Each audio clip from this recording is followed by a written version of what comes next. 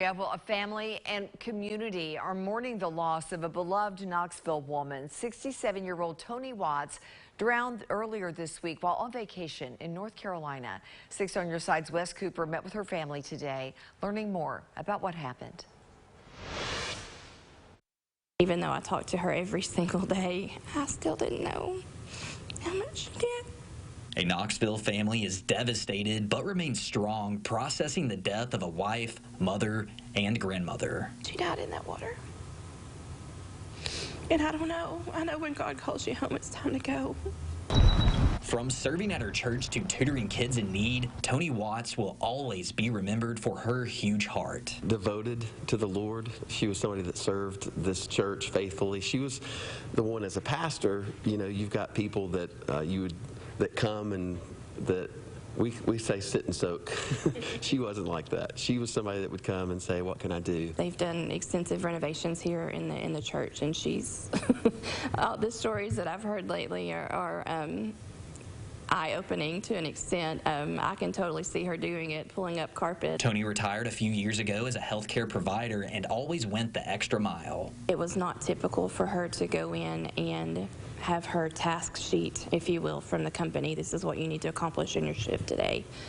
For her to just do that, it was if they needed meals prepped for the next however long, she would do that. She would do their laundry. She would, just all of it. Tony died Tuesday evening. The Oak Island, North Carolina Water Rescue Squad reports she was the third person in their area to drown in the last month due to rip currents. Tony's husband was the first who spotted her floating face down in the ocean. Dad called that afternoon, and I answered, and Dad doesn't usually call. We talk all the time, but I thought it was odd that he was calling.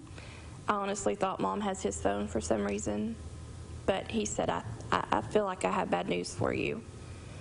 And I said, what's going on? And he said, I think that Mom may have drowned. As Tony's family mourns their loss, they are questioning the function of the beach warning flag system. Now that I know this exists, that's not our experience with what we saw at the beach. And we went to multiple areas of access while we were there. It was a series of choices and unfortunate circumstances, and we think a lack of information just on the warning system that they have in place there contributed to it. The Water Rescue Squad chief reports there are warning flags outside their station in Oak Island where a live camera is people can access online, but there are not any flags at the beach access points. Last year put out placards on every one of the access points that has a QR code that you can scan with your phone, and it tells you what the most current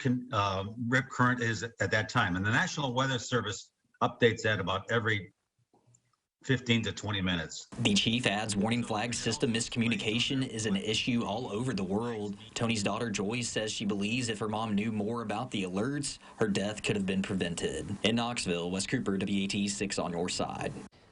Wes, thank you. Tony Watts and her family were staying at a home owned by Pastor Joe Emmert's family. The pastor said it's really difficult battling feelings of guilt, but those are unwarranted, as so many people would agree.